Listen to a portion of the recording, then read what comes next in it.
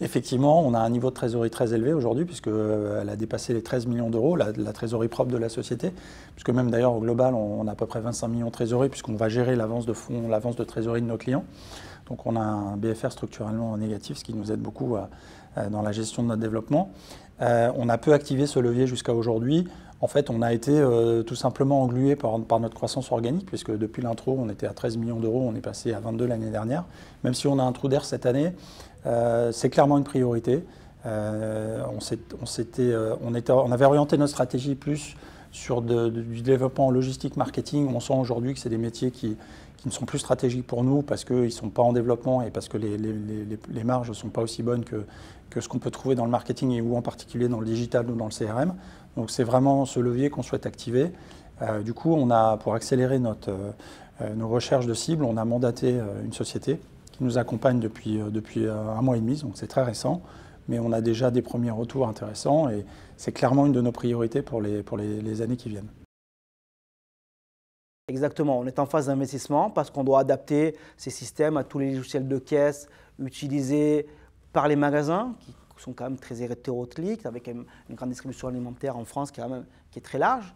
Et donc nous devons investir sur des applications qui permettent justement ce passage d'une application Intermarché demain vers le passbook. Il faut qu'on soit capable de gérer ça. Nous devons aussi investir pour récupérer la donnée de manière électronique, plus papier, puisqu'il n'y a plus de papier, le coupon papier n'existera plus demain, il sera électronique, donc il faudra se connecter à la caisse, il faut créer les tuyaux pour pouvoir récupérer la donnée et pour ensuite aller rendre les informations, remonter les informations auprès de nos marques, nos clients marques qui ont émis la campagne, leur dire voilà, vous avez émis une campagne auprès de X consommateurs, elle a été utilisée à X%, 30-40% des consommateurs qui ont utilisé votre coupon samedi à tel endroit, etc. etc.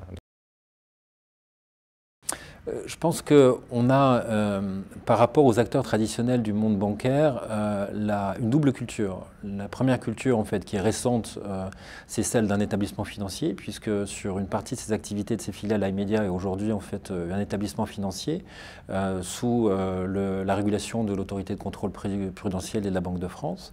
Mais nous avons aussi l'ADN d'une société Internet, c'est-à-dire la capacité à aller chercher les canaux de distribution, les canaux marketing et la relation client avec l'internaute, qui est notre pratique depuis 17 ans, par la publicité comme par les paiements, et qui est peut-être moins la pratique, on va dire, originelle des établissements bancaires traditionnels. Donc je pense que pour aller créer l'expérience utilisateur optimale pour des gens qui veulent acheter des biens et donc optimiser les taux de conversion pour des marchands qui souhaitent avoir le moins de déperdition possible entre un client qui vient sur leur site de e-commerce et un client qui va effectuer un achat, je pense qu'on est très bien positionné. Et vous savez, il y a 3 ans, on a lancé un e-wallet qui s'appelle iPay, qui est un e-wallet propriété de iMedia, qui a des fonctionnalités assez proches de celles de PayPal et assez proches de celles des e-wallets en fait, qui ont été lancés par les grandes banques françaises. Nous n'avons pas eu les budgets marketing télé, presse, radio de la plupart des institutions bancaires que vous évoquiez. En revanche, aujourd'hui, nous avons plus de 2,5 millions de comptes ouverts. Et je pense que ce sont des scores qui sont largement supérieurs à la plupart des compétiteurs qui sont rentrés sur le marché à partir de la puissance bancaire en fait, et de la crédibilité qu'ont les institutions bancaires, mais aussi avec la limite qu'ils ont dans la connaissance marketing et dans leur capacité à créer une expérience utilisateur sur Internet. Alors le basculement vers le mobile est une tendance lourde qui est à l'œuvre depuis de nombreuses années. Il est vrai qu'avec l'arrivée de Free qui a imposé des baisses de prix très importantes sur la composante grand public du marché, ces baisses de prix ont également été effectives sur la composante professionnelle, entreprise du marché. Donc effectivement, maintenant que tout est illimité sur le portable, on a naturellement tendance à utiliser son smartphone pour passer ses appels voilà, et moins sa téléphonie fixe. Maintenant, il y a tout ça dépend également du métier de l'entreprise. Il y a des secteurs d'activité où la réception d'appels, notamment sur la téléphonie fixe, est absolument clé. Je pense à des métiers de télésecrétariat, à des métiers de gestion hôtelière ou gestion hospitalière. Voilà, il y a chaque secteur d'activité a ses spécificités en matière de téléphonie d'entreprise. Et donc, voilà, il faut aussi avoir une approche sectorielle pour répondre au mieux aux besoins de nos clients. Nous savons très clair quels sont les actifs et les atouts d'Antebellum.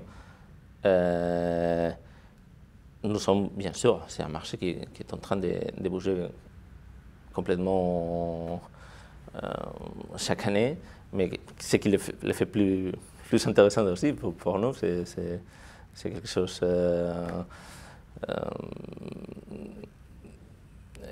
très séduisant pour nous. Mais c'est ce que nous savons très clair, c'est qu'il y a des différentes activités que nous faisons que nous pouvons développer à l'international, mais aussi sur le marché domestique.